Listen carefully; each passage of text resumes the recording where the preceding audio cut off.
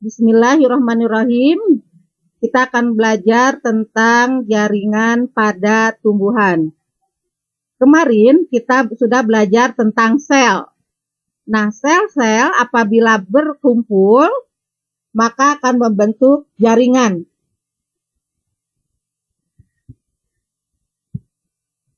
Jaringan ada dua macam, yaitu jaringan tumbuhan dan jaringan hewan. Kita hari ini akan mempelajari tentang jaringan tumbuhan. Nah, apabila jaringan-jaringan ini berkumpul, maka akan menjadi organ. Misalnya ini adalah daun, kita potong ya, ini kecil, di mikroskop, maka akan kelihatan ini jaringan daun. Jaringan-jaringan ini apabila berkumpul, maka dia akan membentuk organ daun. Nah, sekarang ini apabila batang daun ini kita potong melingkar, maka akan gambarnya seperti ini. Nah, ini disebut dengan jaringan batang. Jaringan-jaringan batang ini apabila dia berkumpul, maka dia akan membentuk organ tumbuhan yang namanya batang. Kemudian ini adalah jaringan-jaringan akar. Apabila jaringan akar ini berkumpul, maka dia akan membentuk organ akar, ya. Nah, baik Nak, kita akan mulai dengan mempelajari jaringan-jaringan ini. Nah, ini gambar jaringan batang. Jaringan batang, apabila seperti tadi dikatakan bahwa apabila batang dipotong melingkar, maka akan gambarnya seperti ini. Tapi kalau dalam soal-soal biasanya gambarnya seperti ini. Biasanya yang keluar gambarnya seperti ini. Ini sama Nak, hanya ini diperjelas, gitu ya. Dimana batang ini ada epidermis, nih yang di pinggir ini ya, epidermis nih. Ini juga nih yang di pinggirnya, nih epidermis. Ini dengan ini gambarnya sama ya. Kemudian ada parenklin. Kemudian ada plum, ini plum ya.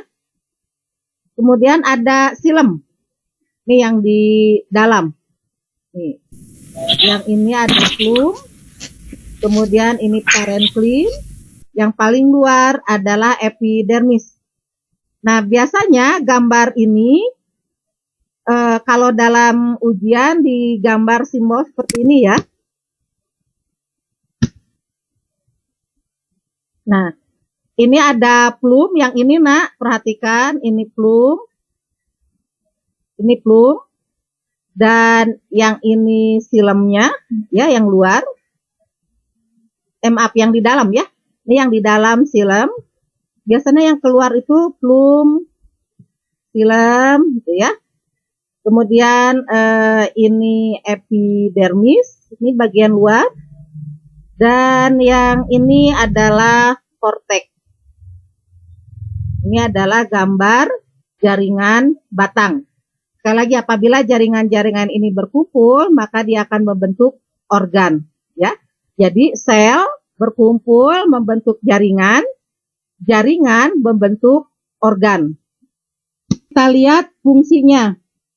Jaringan epidermis adalah jaringan yang tersusun atas perkumpulan sel yang sangat rapat. Jaringan epidermis pada tumbuhan ataupun pada hewan ya, terletak di bagian terluar tubuh. Jaringan epidermis disebut juga sebagai jaringan pelindung. Ya, sebagai jaringan pelindung. Karena berfungsi untuk melindungi jaringan-jaringan yang ada di bawahnya.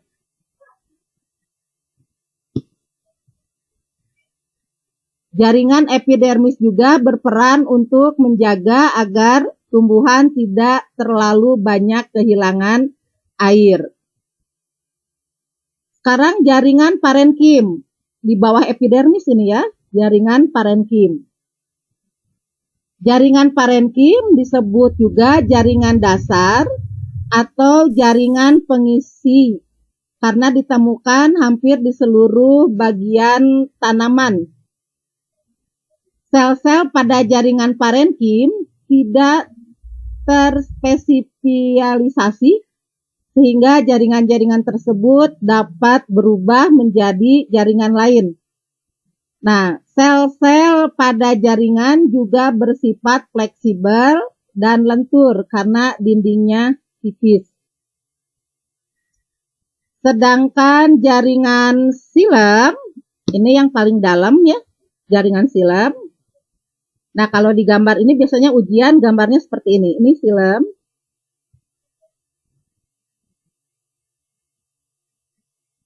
Jaringan xilem berperan dalam mengangkut air yang sudah diserap oleh akar menuju bagian tumbuhan lainnya.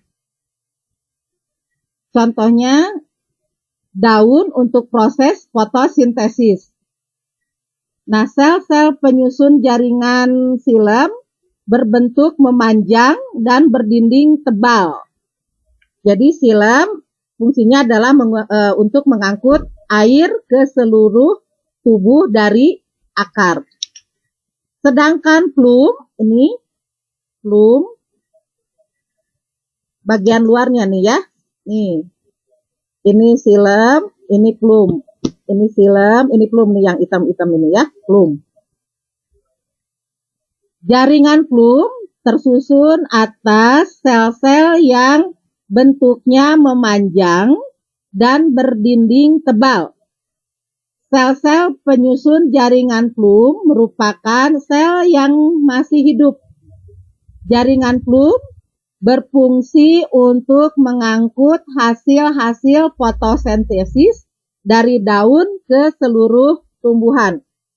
Jadi ingat ya, kalau ini plum fungsinya adalah mengangkut hasil-hasil fotosintesis dari daun ke seluruh tubuh. Kalau xilem mengangkut air dari akar. Kalau korteks, ini ya korteks. Korteks batang terdiri dari korteks luar dan korteks dalam.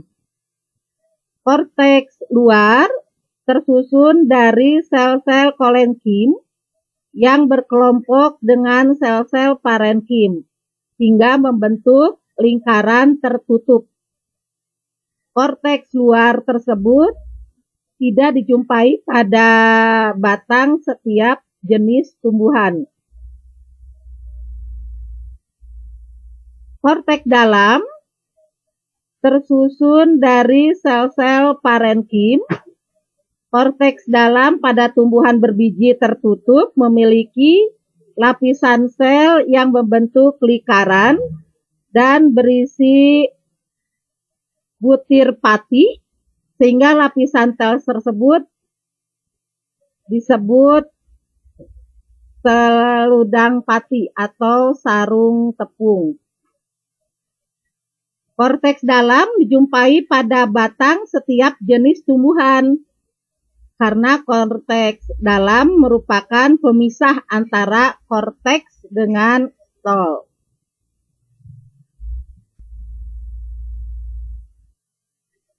Nah, sekarang ini gambar jaringan daun ya. Jadi ini ada daun, kita potong kecil, kemudian kita simpan di bawah mikroskop, kita lihat gambarnya seperti ini. Mudah-mudahan corona cepat sirna, kita bisa sekolah tatap muka, jadi kita akan praktek melihat potongan daun kecil ini di bawah mikroskop. Nah, kalau dilihat jaringannya seperti ini ya. Pada daun juga ada xilem, nih di sini ya xilem. Ini potongan kecil daun ya di bawah mikroskop. Ada xilem, ada plum, ada kurtila, ini ada epidermis atas, ada stomata, jaringan tiang, ini warna seperti tiang-tiang ini ya, disebut jaringan tiang. Ada jaringan bunga karang atau sponsa, ini. Kemudian ini epidermis bawah. Ada pembuluh angkut. Ini ya di sini pembuluh angkut. Ini juga ada stomata. Ini stomata. Stomata yang seperti mata ini ya. Ini ada stomata. Jadi di atas ada stomata, di bawah juga ada stomata. Nah, epidermis atas, ini epidermis bawah. Itu fungsinya untuk melindungi ya, sama. Kemudian untuk menjaga bentuk daun agar tertutup. Kemudian kurtikula, ini kurtikula untuk melapisi permukaan atas daun bawah. Untuk melapisi permukaan daun. Kemudian kita lihat lagi ada stomata. Nih ya, stomata di bawah epidermis nih ya, stomata. Ini ada stomata di atas, ini ada stomata di bawah. Ini melapisi permukaan atas dan bawah daun. Ini sebagai jalannya masuk dan keluarnya udara.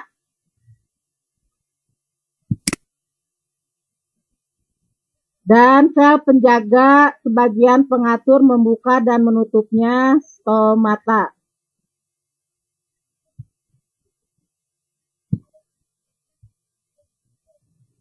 Dan ini adalah gambar jaringan akar. Ini kalau akar kita potong kecil, maka akan terlihat gambarnya seperti ini.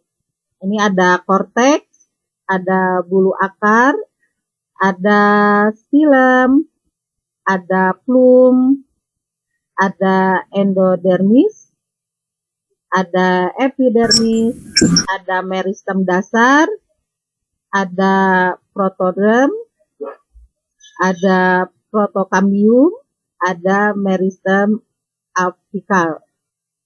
Nah, epidermis akar ini adalah sel-sel yang tersusun rapat, dinding selnya tipis, bersifat semi-permeable, serta mudah dilewati air dan hara tanah. Makin jauh dari ujung akar, dinding sel epidermis makin tebal dan bersifat impermeable, tidak dapat dilalui oleh air dan hara tanah. Nah, korteks atau kulit pertama akar terdiri atas lapisan sel berdinding tipis dan mempunyai banyak ruang antar sel.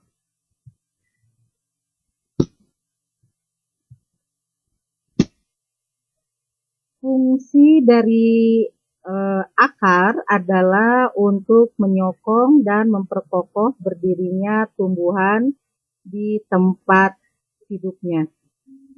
Juga untuk menyerap air dan garam-garam mineral atau zat-zat hara dari dalam tanah. Itulah fungsi akar, dan ini adalah jaringan-jaringan akarnya. Sekali lagi, sel-sel berkumpul menjadi jaringan, jaringan berkumpul menjadi organ. Ukuran panjang dan besarnya akar berbeda-beda, tergantung kepada jenis tumbuhannya ya. Kalian sudah tahu misalnya akar pohon mangga dengan akar rumput kan berbeda ya. Kita lihat ini di dalam jaringan akar ada korteks. Korteks akar ini terdiri dari beberapa lapis sel yang berdinding tipis. Di dalam korteks ini ada ruang-ruang antar sel. Nah, ruang antar sel berperan dalam pertukaran gas. Korteks ini berfungsi sebagai tempat penyimpanan cadangan makanan. Yang ini bagian luar, ini epidermis.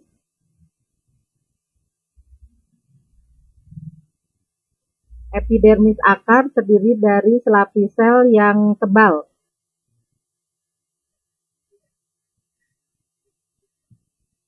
Fungsi dari epidermis ini adalah sebagai pengatur jalannya larutan yang diserap dari tanah yang masuk ke silinder pusat.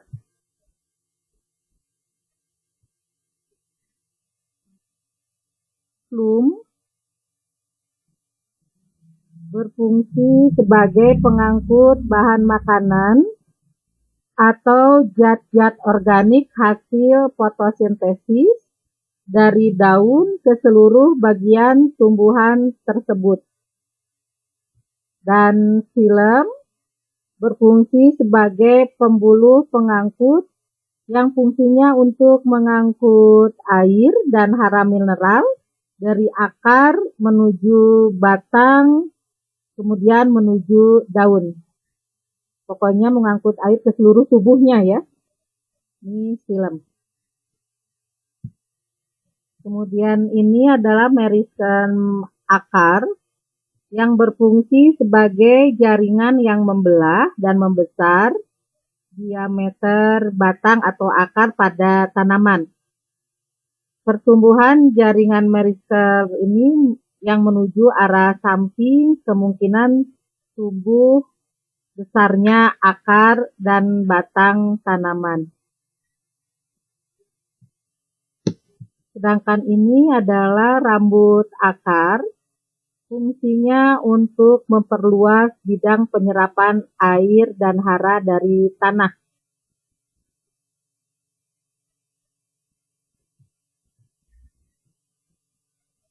Demikian materi tentang jaringan pada tumbuhan,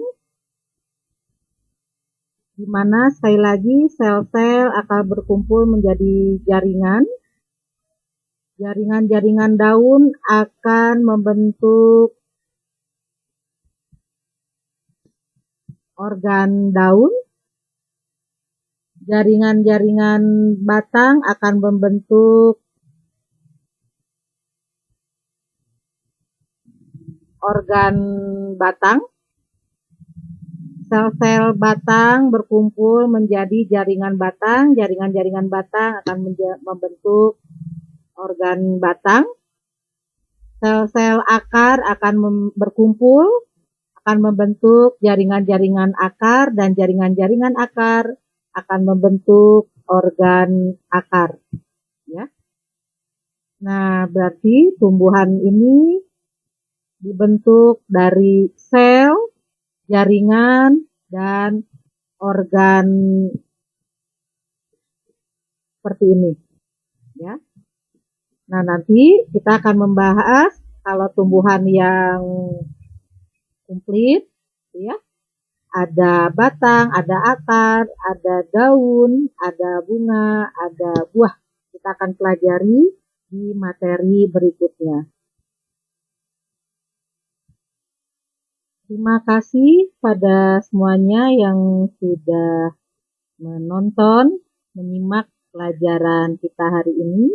Jangan lupa yang belum subscribe, klik subscribe-nya dan klik like-nya supaya kita bisa belajar lagi bersama. Dan jangan lupa tetap bersyukur pada Allah Subhanahu wa Ta'ala, Sang Pencipta, yang sudah memberikan kita kesempatan untuk belajar. Mudah-mudahan kita diberikan pemahaman yang kuat untuk bisa kita amalkan lagi. Terima kasih. Assalamualaikum warahmatullahi wabarakatuh.